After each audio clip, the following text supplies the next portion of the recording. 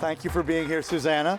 And Susanna's organization has, as many of you experienced, helped put together this VR experience on the risks of nuclear war that we've been showing for the last few days. Is that finished, or is it still possible for people to do that? I think it's finishing up at 11. Okay.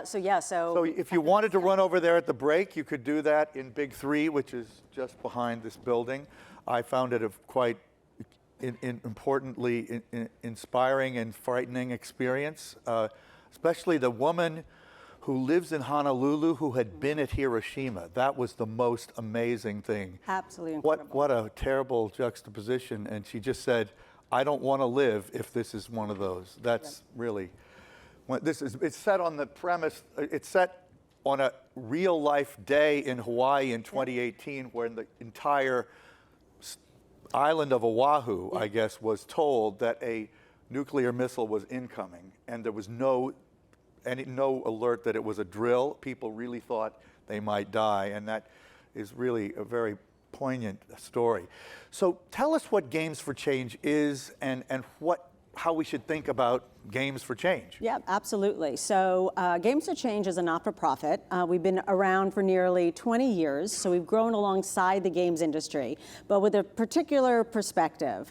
So we are building a community of practice, and we have been doing this globally, bringing together game designers, but also humanitarians, researchers, academics, people from policy, NGOs, foundations, and brands together to explore and develop opportunities where games can be used beyond entertainment. So we believe that games can have a power beyond entertainment and for purpose, and that they can be used to drive humanitarian, educational, healthcare, social impact opportunities because of the amazing affordances that games have.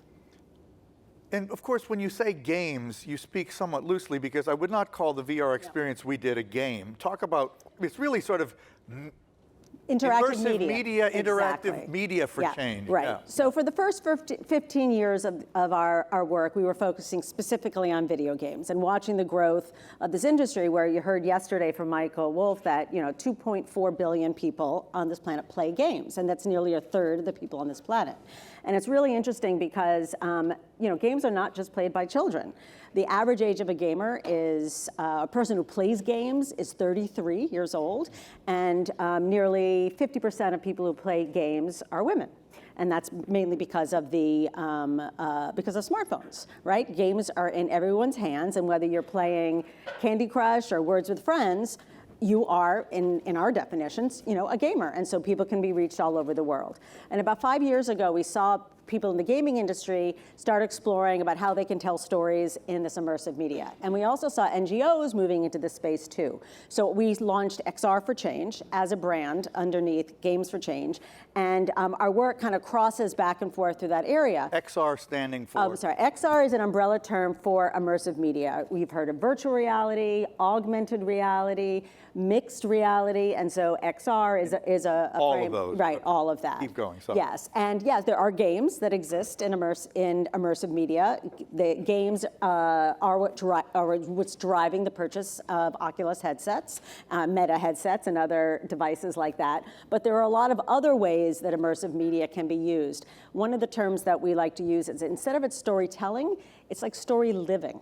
You're able to, in an immersive experience like this, you're able to embody people and experiences that you wouldn't be able to do in other forms of media. So we see this as another interactive, immersive media tool that can have immense impact in the way people can explore critical issues, can develop empathy around topics, and develop perspective. And that is one of the things that was made on The Morning You Wake to the end of the world so impactful, is that we were able to reframe the issue of nuclear weapons and the risk of nuclear weapons to be a humanitarian issue and not just one of geopolitical policy. Yeah, we had a conference in Boston recently on healthcare, and there was somebody I'm sure you've worked with who's at, I think, Cedars-Sinai in Los Angeles, working with terminally ill patients and patients who have very, very serious cancer for which they're being treated with heavy doses of chemo, and showed videos of them going into these virtual worlds and really experiencing tremendous joy and transformation, at least in the time. So that kind of thing you work on. Yeah, no, absolutely. We have another project that we're working on called Goliath, and it's an experience that allows you to embody and understand people who have schizophrenia.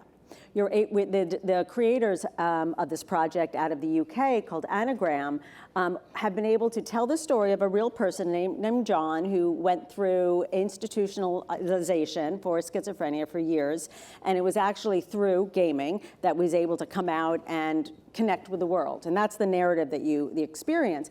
But within the story living, you're able to experience the symptoms of someone with schizophrenia. Wow. Right? You understand what it would feel like if you heard voices or if the world doesn't feel very stable, and that's a really powerful tool. And so for this particular project, it's not about treatment for someone with schizophrenia or providing joy, but those are other use cases. This one is for caregivers, so or first responders, for nurses, for family members. To understand what they're dealing with. Exactly, Yeah. and we have a whole series of these experiences that are going to address ADHD, addiction, body dysmorphia, and for those around them to really understand and have empathy for those going through those illnesses. Talk about the work you've done with the Nobel Peace Center and also this center at Princeton on global security. Yes, so we worked with the Nobel Peace Center, which is a physical museum in Oslo that is there to support and celebrate the amazing work from the Nobel Peace Prize laureates. And I know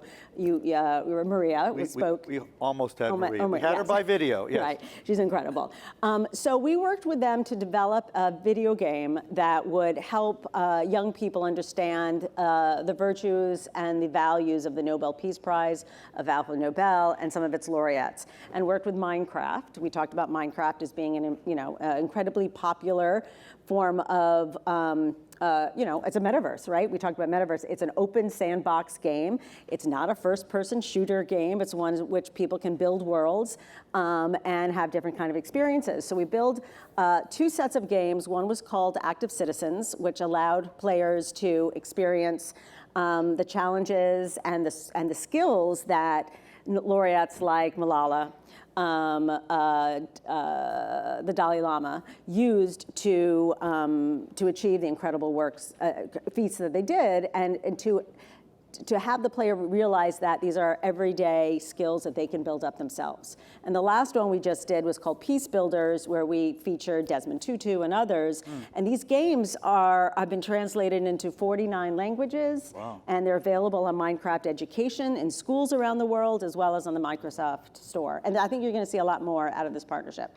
Is there data that shows that this kind of tool can really change the way people think or change their behavior? I mean, what have you learned can be achieved with this set of tools? Yeah, so there are a lot of different ways that games and immersive media can have impact. You talked about education learning. Games can be used really to transform our education. They can, not only the games themselves, right, like a math game, right, to engage young people in a way that meeting them where they are, but games can also help develop critical thinking skills, problem solving, a lot of this softer skills that are considered like essential skills these days, right, as well as and there's data to support that this kind of engagement can lead to better results. And we saw a lot of that happening over the pandemic when teachers were forced to use virtual tools to engage with students.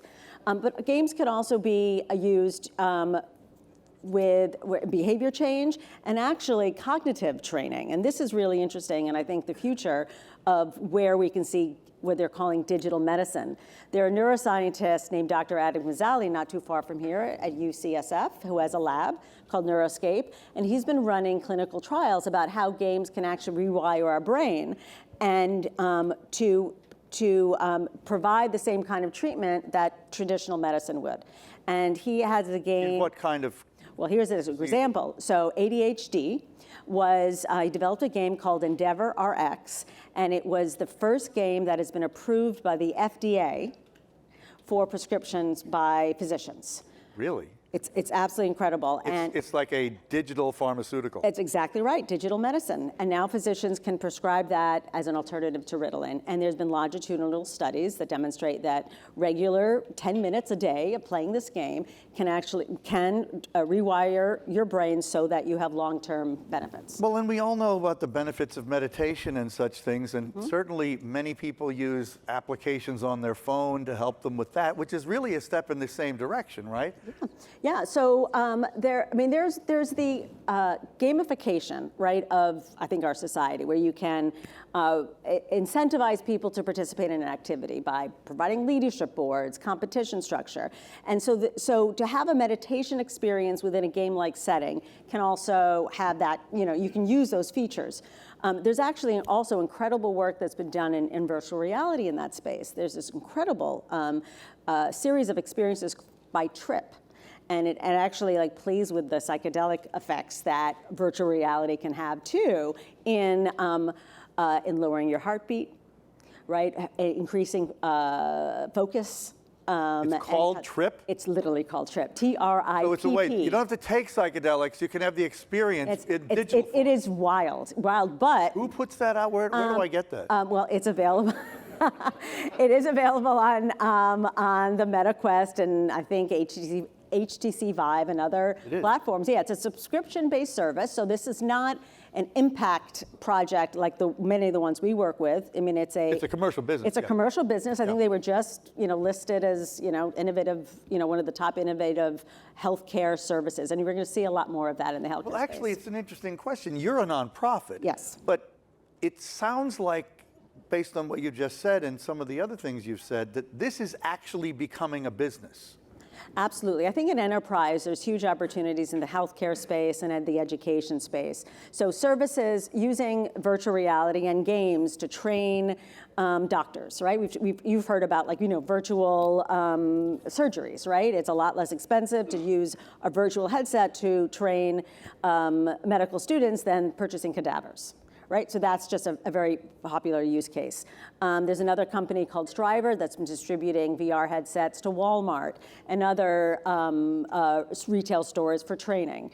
On the other side, there's also opportunities to deliver virtual therapy and to those who can have access to getting to therapists, but also another way to deal with the fact of the shortage. No, I hesitate to bring this up, but there's two things I hesitate to bring up that I'm going to bring up anyway. Okay.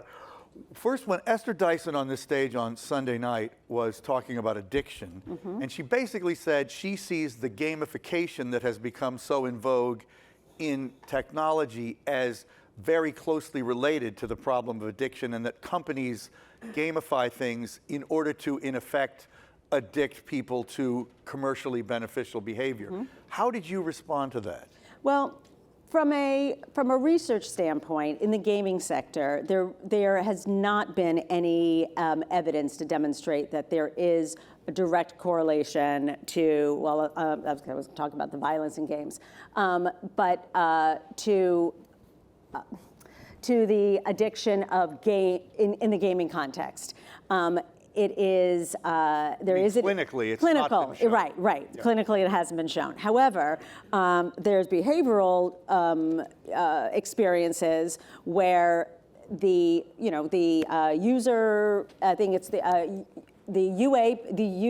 UX people who are designing these games, like Fortnite and others that are using neuroscience to help produce these loops, right, where you have endorphins when you get to a certain level, and it makes manipulative. It's manipulative, but it's not necessarily addictive. Yeah. However, there are definitely ethics that need to come into play when we think about those kind of games, right, particularly with youth, right? And there's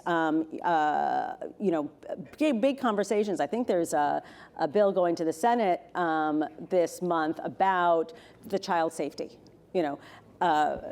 This child is an area safety. where tech ethics really do have to come into play more than they have. 100%. And it certainly will apply to the metaverse as well. Yeah. However, there are responsible uses of, and that's where it comes to responsible uses of technology, and to ensure to either leverage the affordances and the game mechanics that can lead to that kind of potentially negative behavior patterns towards positive behavior patterns. Oh, really? Right. Oh, absolutely. And that's the kind of work that we're trying to support and encourage. There are games like Sky, which use the same kind of game mechanics, but you were rewarded for compassion, for kindness, and not necessarily for killing the zombie, that's in front of you. Right. So if they can be applied for positive good and positive effect, you're applying it for good. Well, I think, again, mentioning Michael Wolff's presentation yesterday, I mean, we are on a trajectory toward a gaming-centric and a digital interaction-centric world. So the kind of work you're doing is going to become more and more critical, and understanding the ethical and social context, both in terms of what's being created and what we want to create sort of as an antidote, is really going to be important. And that sort of brings me to what I was going to ask you the other. I mean, our session just now with Isaac was so kaleidoscopically confusing and challenging. I think many people here must have kind of been thinking, holy shit, what the hell do I do about that, right? And how do I understand it? Because there's so much nuance, and this is such a critical nexus, the U.S.-China relationship. And there's so many factors that have to be weighed, which he's written a whole book about. I would assume that kind of problem could be one that gaming could help us understand by scenarios that it presents us and makes us make choices. Yeah, absolutely. Games, by nature, are complex systems, right? And they can be used to break down complex problems. Right. And whether it's within a simulation type of experience, where you can use facts that are presented, let's say, within a game, and create new scenarios, right, to explore what might be possible. There's an amazing game that's been around for 30 years called Civilization, and it's not made as an entertainment game, but it has these wonderful opportunities to build new worlds based on in this case, historical information and what's available, financial systems, right, political systems, even war or conflict resolution systems. So if you're able to infuse this content, this data, into a game and give people opportunity to come up with solutions, and think about it, if it's a multiplayer game and you're able to play with others around the world, you have this opportunity to collectively solve problems that potentially in the geopolitical landscape haven't gotten to. Listening to you, it kind of gives me the vision that education writ large and gaming are heading towards convergence, really. I mean, down the road, as we become a more and more digital society. Yeah, I mean, education with a soft E, right? It's really about learning, lifelong education, right? It's about awareness building about critical issues. When we think about ways in which we communicate and build awareness, public service announcements, right? You think about the traditional billboard that you would see when you walk, when you drive down, or the PSA that you would see on television. With games, it's everywhere, right? You have, as I said earlier, it's on your phone. You can reach people in a much more engaging, active participation. That's a big difference between traditional media and gaming. It's active. It's a leaning forward engagement, and you actually have the power and the agency within the game to change the outcome, and that's a different relationship. I want to take at least one question before we wrap. Does anybody have one? Oh, we got a big one over here. Oh, Ken has a real question. Get the mic over here, please. Teddy, run. Thank you. We are short on time. We have 25 seconds. Hi, Ken Washington, Amazon. So I'm a gamer. I love games, and one of my favorite games when I was in my early gaming days was SimCity. Yeah. And what I loved about that is you could scenario play future cities that were better than reality. So I guess I'm curious, have you and the gaming community explored doing a serious version of that kind of simulation that policymakers can use to make serious decisions about important topics like mobility transportation systems, like where do you put charging stations in cities? How do you revamp the transportation network? How do you change the policies around public transportation? Where do you build hospitals, and how do you set up schools so that they're more effective and efficient? And it seems like such a powerful tool that seems kind of obvious to me, but I haven't seen it take off.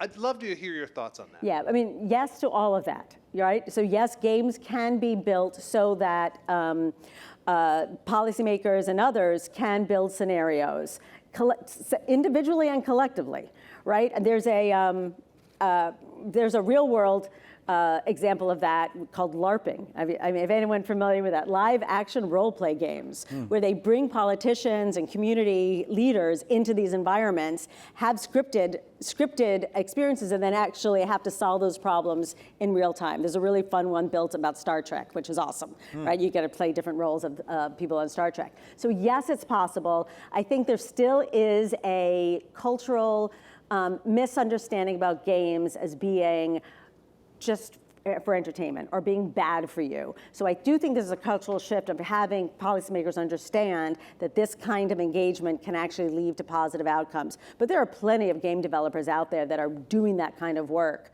And it's about getting that in front of the right people. Well, thank you so much. What again is the name of the VR experience about nuclear war? So it's called On the Morning You Wake. It's available on the Quest, Meta Quest. It's for free. So people could do it at home? Anyone can do it at home if you have a headset. We are taking this piece around the world in different places. Okay. So it's very possible it'll pop up again. And you can still do it until 11 in Big 3, which is right down that path up there. Thank you, Susanna.